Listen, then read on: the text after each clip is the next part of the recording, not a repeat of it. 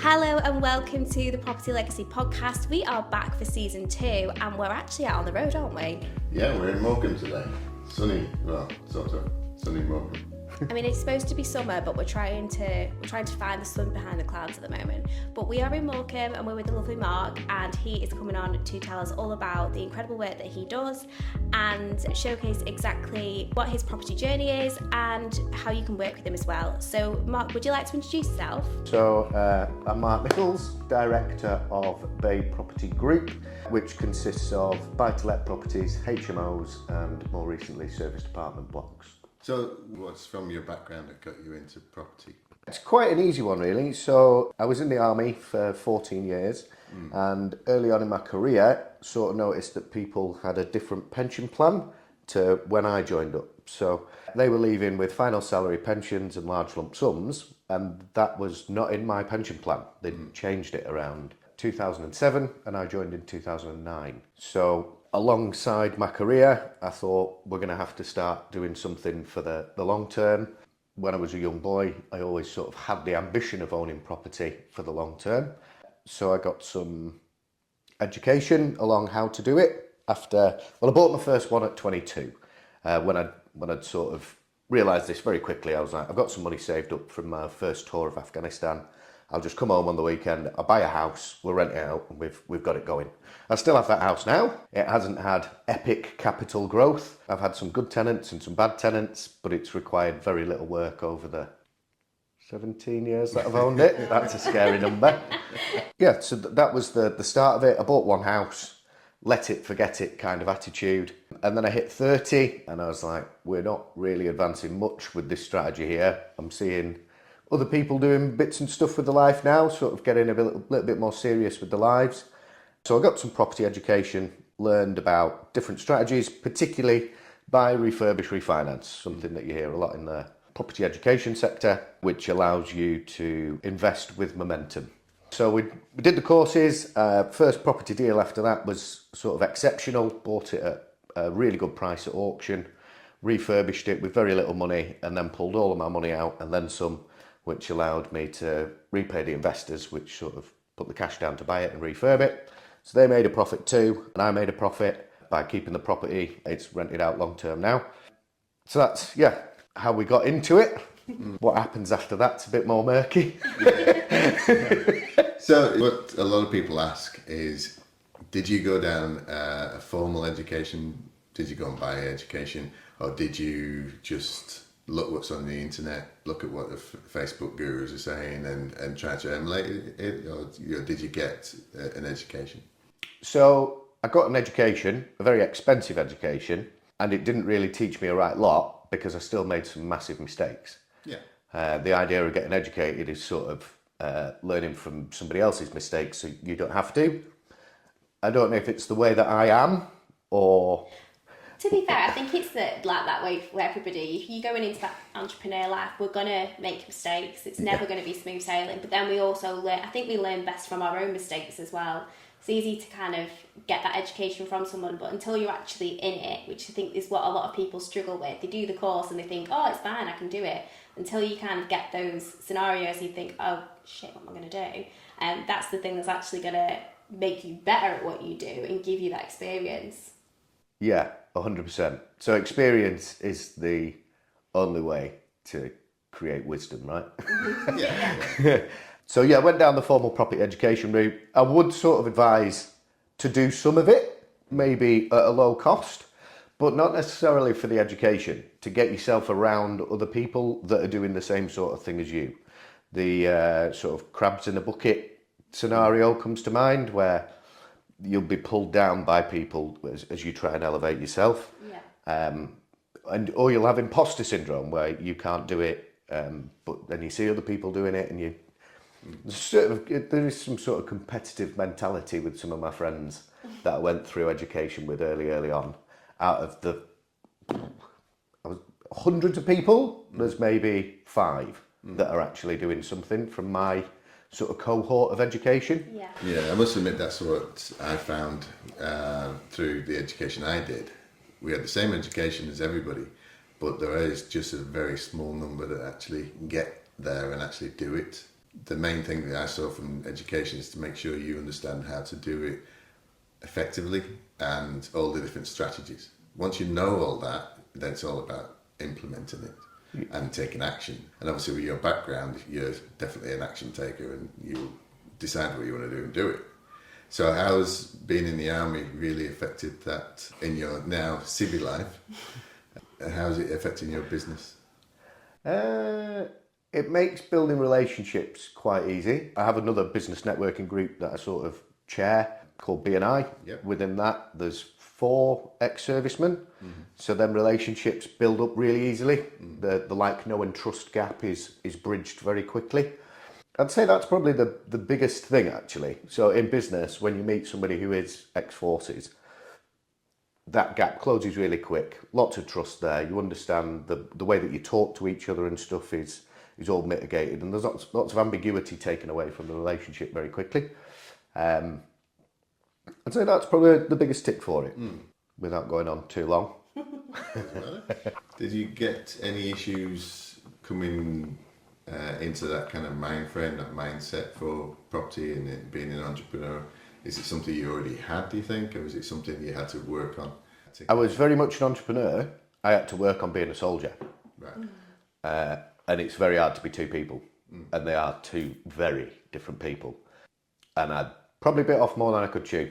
Probably stayed in the army a little bit too long. Maybe I should have gone out earlier and gone, because I was in a sort of moving towards management phase, but acutely everybody was aware that I was into entrepreneurship over here. Yeah. They knew that my job wasn't my main focus, which was challenging. Yeah, I suppose in the forces, they expect it to be the 100% that only, and be that the focus is. I mean, I know lads that do it. I've got some great friends that managed to dual hat, done a great job of doing it. I found it particularly difficult. Yeah. But if you don't try, you don't know. No. This is it. And I think I always wanted to be an entrepreneur. I think I'm very, I would say, personally driven. Like, I get up and I want to do it myself. Yeah. I think as you get older, that subsides quite a bit. as your learnings keep coming thick and fast. And it's a journey, isn't it, as well? Like, people want things yesterday, they want it last week, and whenever we film any of these episodes, we always say, property especially, it takes a lot of time, and it is a process and it is a journey. It's not a quick fix, and sometimes it's 5-10 years until you're seeing proper results, and it's whether you've got that kind of mindset to kind of be that type of person that knows if you continue to do the work, you're going to reap rewards, but it's not a quick fix whatsoever. I don't think there's anything slower. No. It's slow and it's happening. It's slow as it's maturing. The only hedge against it is buying really, really, really well. Yeah. If you can buy sort of 50% below market value on day one and a building that can be refinanced in 6 months, then you can pull out a 25% equity gain there, essentially. Being able to do that, I've done it twice in 8-9 years. So you got to look for them deals. They are out there, but again, it's still not, you're not getting rich here. You're only making like 20 or 30 grand is sort of the money that we're talking about here. It's not your portfolio that's going to be worth millions over years. Yeah. That's always going to take time and investment and constant management and upkeep. And you've got to want to do it. Do you want to tell us about your Bay Property Networking Group? Because that is something that I think you're kind of most known for on a bigger scale, and I think that's important to kind of share with the audience. Yeah, so I started the networking group because I was travelling to different networks in Manchester, Blackpool, and I thought surely there's a group of investors around Morecambe that we could all just get together. Even if it's a smaller group, it's probably going to add more value rather than travelling to areas where people they're talking about their investment strategy in that area, but it's not really pertinent to Morecambe. So myself and Katie Banks, who went through the same property education cohort as me, so banged our heads together a bit and said, we'll just have a go at it and see what happens. This was running alongside my military career, which is why we have it on a Wednesday evening, last Wednesday of the month, because on a Wednesday we had sports afternoon. After sports afternoon, I could get down the motorway or up the motorway and back down for Thursday morning to be back in work. So that's why it started on the Wednesday evenings, and then the world sort of changed quite dramatically. Things got a bit busy, and I wasn't even in the country. So I spent some time in Kenya as sort of my final posting with the army. Got to go out there. But the networking event sort of ground to a right halt at that time. We didn't manage to adapt to go online. There was sort of talk of throwing in the towel with it completely. And Peter Baker came along and sort of expressed his interest in networking in Morecambe and giving it a push. And I said, well, I'm still in the army, I'm dual hatting here a bit, and I can't really do everything that I want to do. So yeah, you and Katie take the wheel again, see what happens, and it's grown exponentially since then. Amazing. And yeah, I think we're doing a pretty good job for an idea that we're a bit nervous about, didn't really know how it was going to work out, and now we're doing site tours with some of the biggest developers in Morecambe that are doing multi-million-pound projects, and the learning aspect of it, going on site, meeting people's builders, seeing how they run a building site, what a site looks like to begin with, as well as sort of getting the information from the local mortgage brokers and insurance people and things like that. Building a community, basically, of people that are doing the same sort of stuff as you. And I think like community is kind of everything, and networking, I think for any business now, it's such a vital part of getting yourself out there and meeting people, mixing with people, because I think that's, in terms of marketing and social media, we can do so much, but actually meeting people in person and creating those relationships, it really helps people stick in your mind. The most kind of business that you get is from actually doing that face-to-face networking. So having that platform to be able to create that kind of community must be really rewarding for you. And obviously, it's juggling a lot of stuff and a lot of people, but how do you find it? Do you enjoy it? I'm proud of it. Yeah.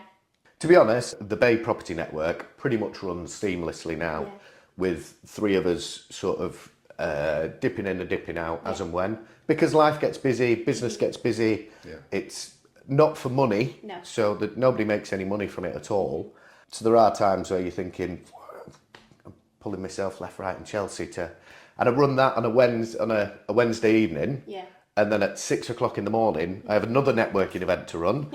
So I go through this sort of mad 48 hours with hardly any sleep, giving loads of energy, turbo fueled on coffee, and then sort of hit a crash Thursday evening. But it's once a month, and I still think there's a lot of value to it. So I'm proud of it. People are moving on with their journeys over the years. We've seen people do some great deals, very good standard deals that people are making, derelict property, come back to life. That's what I like. I think that's the bit that everybody misses. On Facebook you see the jets, the helicopters, the big lifestyle, the yachts. It doesn't really work that way. You could have a yacht around here, but it's just not going to look the same, is it? But no, it's all about that bringing the standard of property in your area up and helping the community get better, and it's all the community kind of based kind of thing. So from your investments in property, what strategies you mainly use? Interesting. So they sort of say that you should specify on one thing. I've done the complete opposite. So buy, refurbish, refinance houses onto ASTs with single tenants. It's by far the least hassle long term. But then I got excited and I wanted to move into HMOs as quickly as possible. So tried to do a development of a HMO. That was where my biggest learning happened. We don't have that building anymore. That got sold. Then we work in Burnley as well as Morecambe. We work with Burnley Council to regenerate derelict property there. So I've got one mini mo, so a 3-bedroom HMO, which looking back now probably wasn't worth the effort on that one. But the sort of buy-to-lets that we've got there are doing quite well. They sort of work very well for a refinance strategy. Then we've got 2 blocks of serviced apartments, which as far as sort of headline figures go, look really good for income, but they don't show you the time, effort, messaging, back office, accounting, all the stuff that goes with it. And in the pipeline, I've got another HMO, which is going to be a 6-bedroom HMO for social housing, probably. It's not dead certain yet. So we'll have done buy-to-lets, HMOs, service accommodation, social housing. The only thing we haven't done is commercial to residential, I think, in all the or land, but I don't have much interest in that. That's fair enough. So what's the best strategy for somebody getting into property to actually try first? So I got taught early on that there's sort of a pyramid, and buy-to-lets, the word is grunters, stay at the bottom. They very rarely have any problems, and they just give you a nice cash flow coming in that's reliable. Then above that, you've got maybe social housing and HMOs, depending on how you look at it, depending on where they sit, generate a higher income for the price of the asset sometimes, but come with their own sort of challenges, management, tenants, more management, basically. Then going above that, you're getting into service accommodation and development, and they come with a different set of challenges. So I'd start off at the bottom of the triangle, essentially, and go with buy-to-let stuff. So from your experience with service accommodation, because we're in one of your apartments today, we're going to have a look around a couple of different apartments, which would be good. This was done, I think you said, in how long ago? 2019 it was purchased. 2020 it was refinanced. So 21-22 was its first financial year. 23-24. No, we're maybe at 2.5 years that it's been up and running. So do you self-manage everything, or do you? Yeah. What do you have a team that works with you? Or? Do I have a team? So I've got my girlfriend Becky. She's invaluable, and my mother Norma. She's also invaluable. That's my team. What's great about them is they're cost effective. So they're really big on charity, and the Mark Nicholls charity is where they like to spend a lot of their time and effort. Good. So more seriously, yeah, without their help, I wouldn't be able to operate the way that I do. So when we just had this block, I was doing the cleaning. My mother was doing the laundry. We do the laundry at a laundrette down the road where you put pound coins in, and then the drying and ironing, if the weather's nice enough, we'll do the drying outside and the ironing at home. And the front room is now just a large laundry facility instead of being a dining room. So yeah, that's essentially the team, how it started. I've now tried to integrate cleaners into my operating systems to educate people a little bit on how Airbnb, Booking.com, having your own direct bookings goes. There's a lot of back office stuff that you need to have in place. That back office stuff all needs to link up and talk to each other. We're quite used to Instagram and Facebook being really easy to use. The reality of it is all computer systems aren't like that. No. And I use one called Uplisting, which is quite good, but it's definitely clunky. And there's times where you can't log in, there's messages haven't been sent and things like that, where it requires immediate human input and management. And that's probably the biggest challenge that you don't hear about, is that guests need talking to. Yeah. Guests have problems. They have problems at 2 o'clock in the morning, 6 o'clock in the morning. You don't know when it's going to... Well, I do know when it's going to happen, when it's least convenient to you. Yes. That's when it's going to happen. And that side of it is hard. You're adjoined to it. It's not in any way passive. So if you're going to do it, know that it's going to be challenging and you're going to get into it and know why, I think. Yeah, you have to wear so many hats, don't you, in any kind of business? And obviously the hat collection just seems to get bigger and bigger every time. That's a very, very, very good way of putting it. Yeah. Didn't realise I'd have this many hats. No. Yeah. But I suppose you grow as a person by taking on them challenges and collecting them hats. 100%. So it's maybe evidence of a skill set learned or learning. I think we're always learning and growing, aren't we? Yeah. Well, we should be. So yeah, some of the things that I found excessively challenging earlier on maybe are just moderately challenging now. Yeah. So what trends are you seeing currently in the Morecambe area in terms of property? Morecambe is historically a seaside town with sort of transient summer holiday makers, where we have sort of odd music festivals and things like that, which attract guests. We've also got Heysham nuclear power stations and Heysham ferry port, so there is a bit of industry attached to it. In Morecambe, Currently, we have a contractor market and a holidaymaker market, which is what my service departments are catering for now. As we move forward, we're going to get an Eden Project North. Fingers crossed. We've got £50 million worth of government money secured against it. However, the building of it being built, I think people wanted to see yesterday, and it's still very much a government cog that grinds very slowly. But in the future, I hope to see contractors building the Eden project in here. The good thing about a big project like that is that it'll bring contractors so you can rent your service accommodations to those guys. But also, once it's all built, then the tourism comes and everything boosts the area. But how do you cope with your service accommodation along with the seasonal factors? Interesting. So last year, across the board, locally, everybody had a terrible year in winter. The only hedge against that is getting your power station contractors in for outages or noticing other large projects where there are contractors, because there are no holiday makers in winter, basically. So unless you secure some of them, it's going to get difficult. Fingers crossed the Eden Project contractors are going to start arriving this winter before Christmas.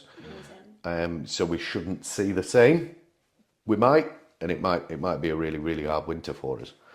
The only other way I hedge against it is having a great summer and keeping some cash in reserves to keep you ticking over. The reality of it is people are having a hard time with service accommodation in Morecambe.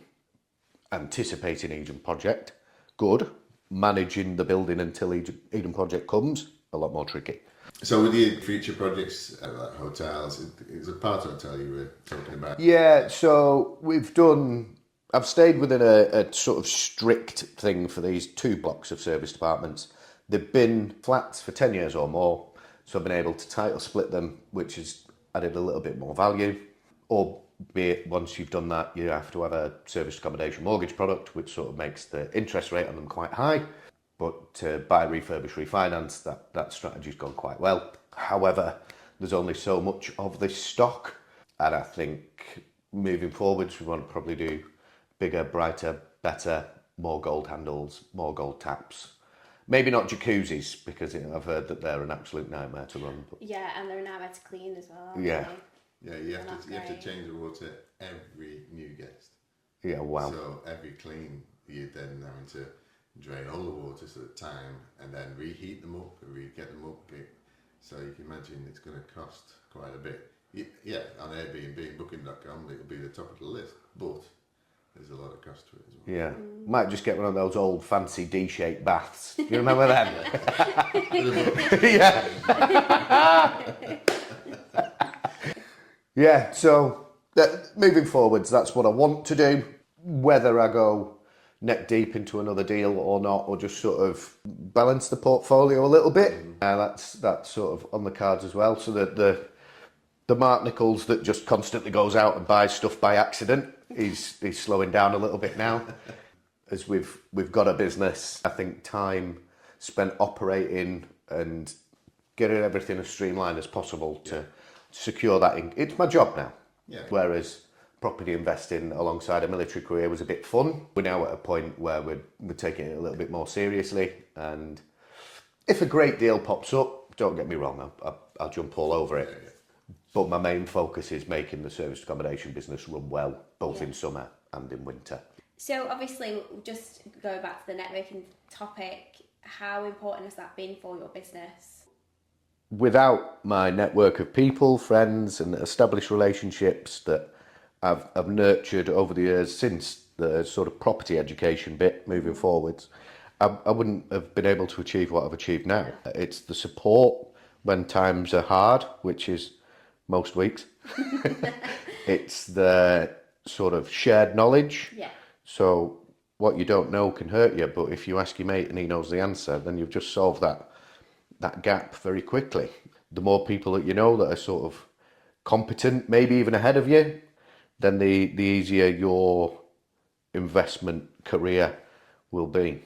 I think as well, it's like a perspective thing as well. Sometimes, like I've got like business friends, and they're the people. I wouldn't go to my normal friends and ask them questions about my business because they're just not wired that way. But you know, there are those people in your networks that you meet in these rooms of people and drinking cups of tea, and they end up being the people that you like really, really value their opinion on things, and really, really like they're the people you want to turn to, and they're the people, if you need that advice, you know you can go to them and get that advice. I think that's so invaluable in business. So the fact that you've got these networking opportunities and you manage to do them for lots of other people in business too is really, really essential, and it helps strengthen everyone's successes as well. Yeah, man. Funny things cropped into my head. So, like, my best property friend, the first time he met me, in his head, he goes, "That guy's a fucking prick." That was his first thought. And now we're so close. But he is an opposite personality to me. Yeah. So he looks at everything in a completely different way. Yeah. And I do to him. So when we get together, that sort of butting of ideas is super like, it gets you really excited. Yeah. But you have to bridge the gap Yeah. of your personalities being different and deeply understand each other first. Yeah. To get around sort of your instant sort of thing, that guy's not for me. Yeah. But yeah, that's my sort of best business relationship and how it started and where it is now. So if there was an investor that was interested in investing in this area and wanted to work with you, how would they go about that? And are you open for working with investors? Yeah, so I've always worked with investors. I've been quite lucky that my mum was an investor early on. She sort of let me buy half the house as an early inheritance. So I get to pay for the privilege of my early inheritance. But it did give me some financial mobility early on. And then when I left the army, I got another lump sum, which gave me some more financial mobility. But alongside that, we've worked with investors the whole time. Simple loan agreements, pots of £10,000 to £100,000. Sometimes with a first charge security, sometimes just a simple loan agreement. I've been lucky enough to have some investors on with sort of 3 years compounded interest, so they've sort of basically had me as a savings. Their term's coming to an end this year. They've decided that they're going to take the money and go on a world cruise for a bit. So happy that I've been able to contribute to that ambition for somebody, basically. Yeah. It's good that property does provide that multifaceted. I'm getting to help somebody, they're getting to help me. That's how business works, essentially. It's that win-win scenario, isn't it? It really is. I don't like the term win-win, though. I feel like it's very cliche. It's just nice to help a mate do something that they want to do. And and them to believe in me. I think that's what I really like about it. Having an investor say, yeah, Mark knows what he's doing. I'm going to put my money where his mouth is. Yeah, because there's a lot of trust involved, isn't it, with these situations? And, you know, a lot of people get burnt in situations too. So when they know that you can deliver what you're saying you can deliver, it's a really nice thing to be proud of in the work that you do as well. Yeah, I'm very privileged to have the investors that I work with and the people believe in me. I'm doing something right. Yeah, definitely. Yeah. And is there any other way that you would be open to working with people? Is there any other types of projects that you're looking to kind of collaborate with people on? If somebody puts something across my desk, I'll look at it. I think the big thing is relationships. So you have to like each other. Mm-hmm. I get that there's certain personality types. Well, there's 4 different personality types, and some of them don't always meet up just great. Somebody who's got an identical personality type to me, it's going to be a hard thing. There's nobody steering the ship. It's going to be sailing off, doing all sorts of stuff. So not only on a deal-by-deal basis, but on a person-by-person basis, something that also isn't really talked about. If somebody's got a load of money, but they're a wrong fit for you... It can be the worst thing ever, can't it? Yeah. You can have all the money, but then a lot of hassle. Yeah. If they don't share your vision or what you want to do, will want to try and maybe manipulate you into doing something that you're not comfortable with, don't really know about, or, you know, if you wanted to get into HMOs and all of a sudden you found yourself doing service accommodation because your investor thought that was good, but you know nothing about the service accommodation or hospitality business, then it's not going to go well. No. So yeah, I work with investors, I'm open to projects, open to collaboration, and open to making Morecambe great again. Yeah. This is the thing, yeah. So that's the end of today's episode. Property Legacy Podcast will bring you another episode in another couple of weeks. To support Property Legacy, you can find us on Instagram, Facebook, TikTok, LinkedIn, and we've got a brand new website. You can go on there and find out more about your hosts, how to get involved with the podcast, and any future events that we may be involved in as well. You can find us on YouTube, Spotify and Apple Podcast. Please like, subscribe and give us some reviews and feedback on what you want to see on future episodes. Thank you so much for supporting us, and we'll see you on the next one. Bye. Bye.